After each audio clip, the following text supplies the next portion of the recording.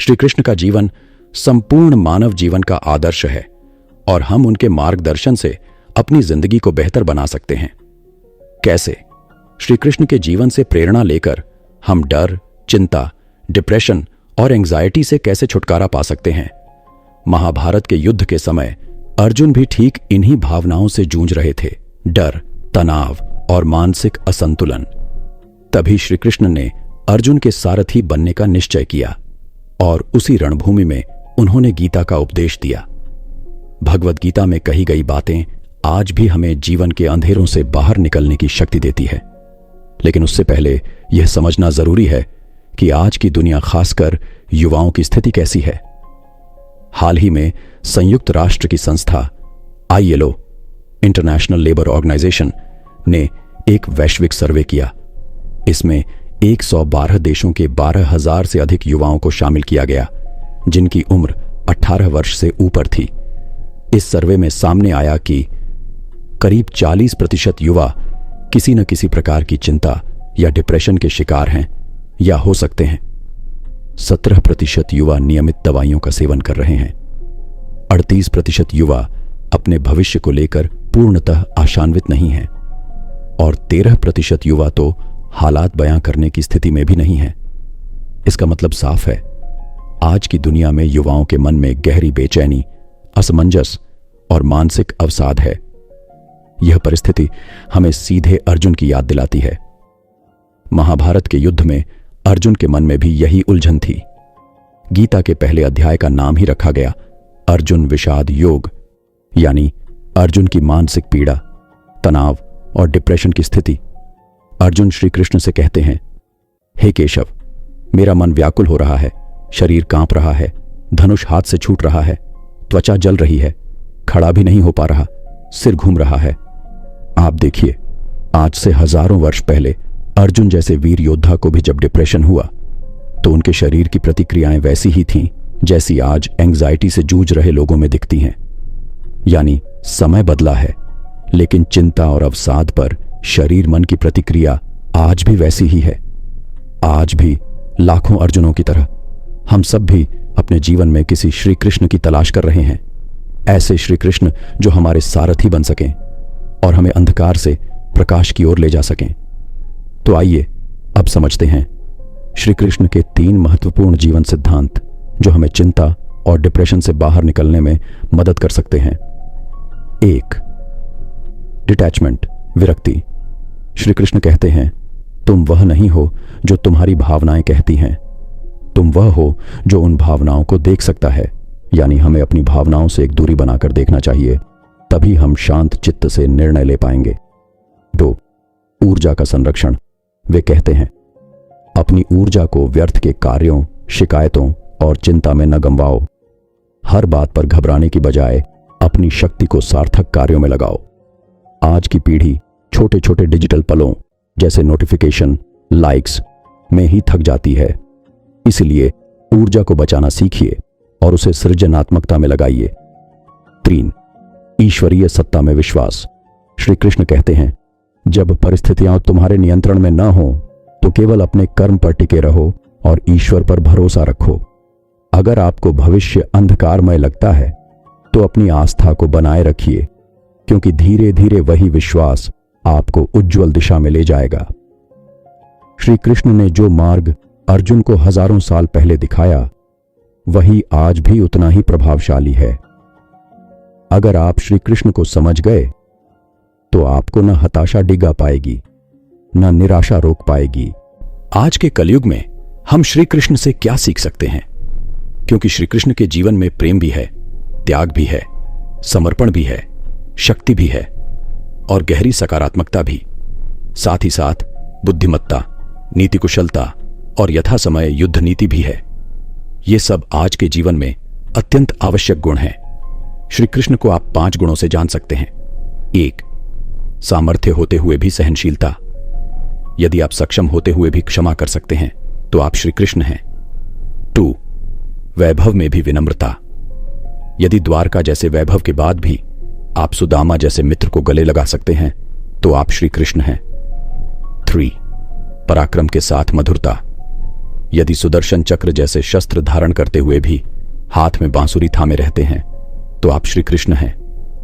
4. शक्ति में भी सेवा भाव। अगर आप इतने सामर्थ्यवान होकर भी किसी के सारथी बन सकते हैं तो आप श्री कृष्ण हैं। 5. संघर्ष में भी विश्वास। यदि आप हर परिस्थिति में विजय का विश्वास रखते हैं तो आप श्री कृष्ण हैं। श्री कृष्ण के जीवन में बहुत कुछ छूटा। मां देवकी, पिता वासुदेव, नंद बाबा और यशोदा, गोकुल, मथुरा और अंत में द्वारका भी समुद्र में समा गई। लेकिन फिर भी श्री कृष्ण कभी विचलित नहीं हुए। वे आगे बढ़ते रहे और हर परिस्थिति में स्थिर और सक्रिय रहे। इसलिए यदि आपको भी जीवन में बार बार छूटने का अनुभव होता है, यदि आप भी सोचते हैं कि मेरे साथ ही ऐसा क्यों हो रहा है, तो श्री कृष्ण का जीवन आपको यही सिखाता है। छूटना अंत नहीं है, शुरुआत है। उनकी स्थिरता हमें सिखाती है कि जीवन में जो जाता है वह जरूरी नहीं कि नुकसान हो, वह एक नई दिशा की शुरुआत भी हो सकता है। श्री कृष्ण ने जीवन भर यही सिखाया, छूटना अंत नहीं है, यह शुरुआत है। जो गया उसका शोक नहीं, जो है उसमें कर्म, जो आएगा उसमें विश्वास। श्री कृष्ण को मोस्ट प्रैक्टिकल गॉड कहा जाता है क्योंकि उनके लिए युद्ध भी लीला थी और त्याग भी उत्सव। वे राहु, प्रयोग, कर्म, भोग, ध्यान सबको जोड़कर एक समग्र जीवन जीते थे। वे कभी भी समस्याओं से भागे नहीं बल्कि उन्हें अपनाया, और यही कारण है कि उनके द्वारा दिया गया गीता ज्ञान आज भी उतना ही सार्थक है जितना तब था। मित्रता की नई परिभाषा आजकल मित्रता स्टेटस देखकर होती है, लेकिन श्री कृष्ण के लिए मित्रता कभी पद या धन पर आधारित नहीं रही।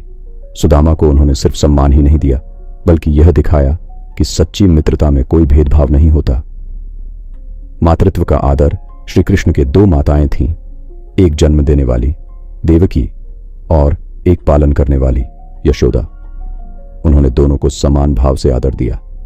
यह दर्शाता है कि रिश्तों का मूल्य रक्त नहीं, प्रेम और सेवा तय करते हैं। भगवान श्री कृष्ण को आज आप लाइफ मैनेजमेंट गुरु के रूप में देख सकते हैं क्योंकि उनके जीवन में प्रेम भी है, त्याग भी है, नीति भी है, शक्ति भी है और सबसे बड़ी बात सकारात्मकता है। श्री कृष्ण की रणनीति, जहां युद्ध से बचा जा सके वहां बुद्धि से काम लो। श्री कृष्ण मानते थे कि अगर दुश्मन शक्तिशाली है तो कूटनीति से काम लेना चाहिए।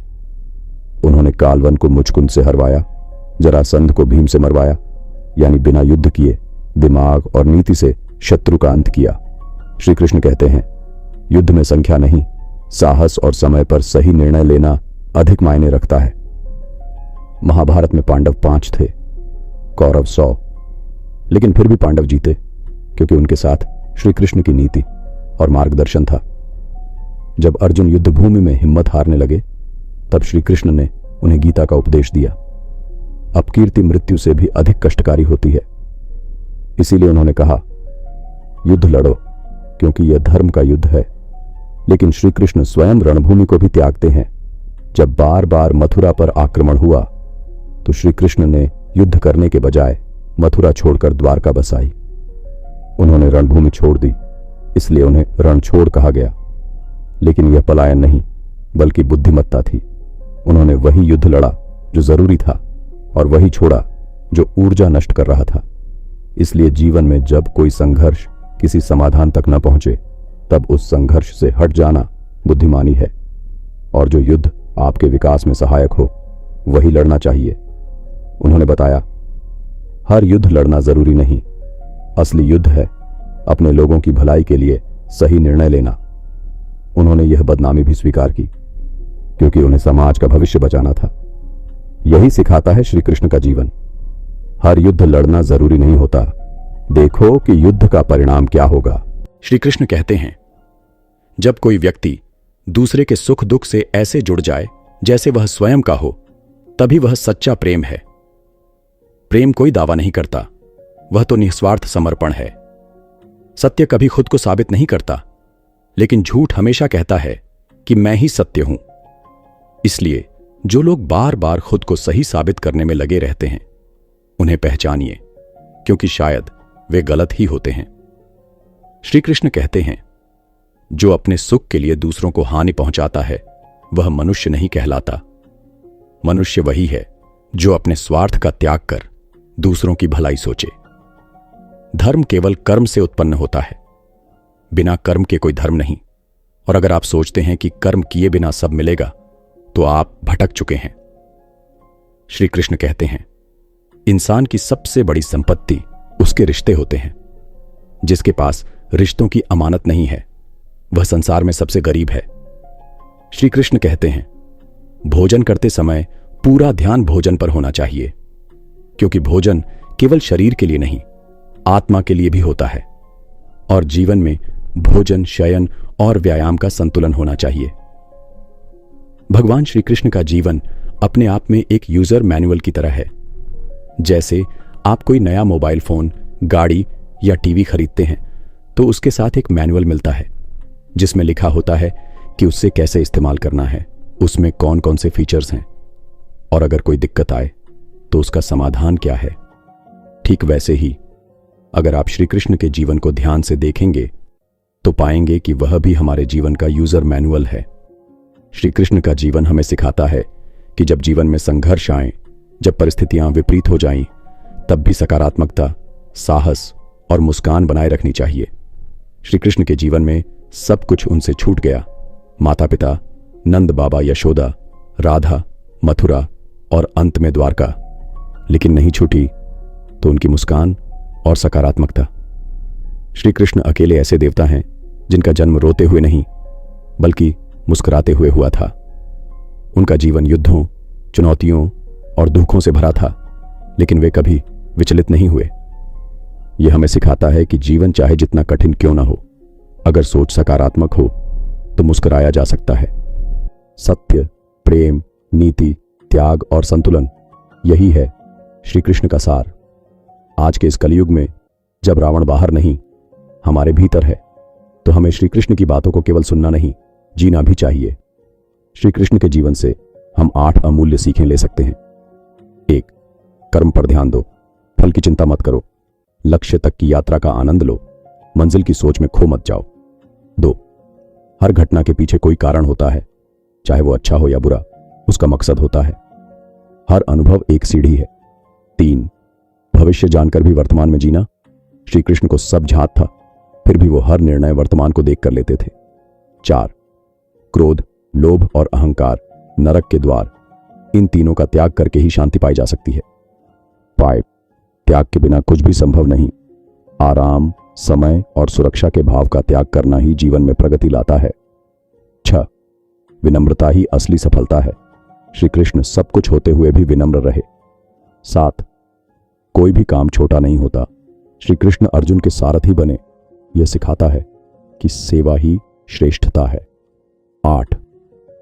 सच्चे मित्रों की कद्र करो। अगर आपके जीवन में सच्चे मित्र हैं तो उन्हें श्री कृष्ण की तरह सहेज कर रखिए। श्री कृष्ण सिर्फ एक भगवान नहीं, एक आध्यात्मिक गुरु भी हैं। आज जब पूरी दुनिया युद्ध, तनाव और दुख से गुजर रही है, तब श्री कृष्ण को अपने जीवन का रोल मॉडल बनाना ही सबसे सही निर्णय होगा। आज के दौर में लोग स्पिरिचुअलिटी की विंडो शॉपिंग करना चाहते हैं। वे सोचते हैं कि कोई मोबाइल ऐप या ऑनलाइन गुरु उनकी सारी समस्याओं का समाधान कर देगा, लेकिन सच ये है कि बिना तपस्या, बिना भीतर से बदलाव किए कोई भी आत्मिक शक्ति नहीं मिलती। श्री कृष्ण का मैनुअल कहता है, जब तक आप दुख और पीड़ा से नहीं गुजरते तब तक आप खुद को अपग्रेड नहीं कर सकते। महाभारत के कई नियम तोड़े गए, पांडवों ने भी और कौरवों ने भी। फिर भी लोग आज पांडवों को नायक मानते हैं और कौरवों को खलनायक, क्योंकि श्री कृष्ण उनके साथ थे। यह ब्रांडिंग और नैतिक ताकत का परिणाम था। श्री कृष्ण बार बार अपने शत्रुओं को माफ करते थे, जैसे शिशुपाल को, लेकिन जब सीमा पार हो गई तब उन्होंने सुदर्शन चक्र का प्रयोग किया। महाभारत में दुर्योधन ने विकल्प दिया, या तो कृष्ण की सेना लो या स्वयं कृष्ण को। अर्जुन ने अकेले श्री कृष्ण को चुना, सेना नहीं, क्योंकि वे जानते थे अकेले कृष्ण भी युद्ध का परिणाम बदल सकते हैं। सीख यह है, अगर जीवन में श्री कृष्ण जैसा एक सारथी मिल जाए तो आप बड़ी से बड़ी चुनौती को पार कर सकते हैं। अंतिम सीख, रिश्ते निभाइए, लेन देन में मत तोलिए। धर्म पर चलिए पर अहंकार से नहीं। सच्चा प्रेम कीजिए, सशर्त नहीं। हर युद्ध जरूरी नहीं, हर निर्णय विवेक से लीजिए। जय श्री कृष्ण। राधे राधे। इस वीडियो के अंत में मेरा आपसे विनम्र अनुरोध है, वीडियो को लाइक करें, चैनल को जरूर सब्सक्राइब करें। धन्यवाद।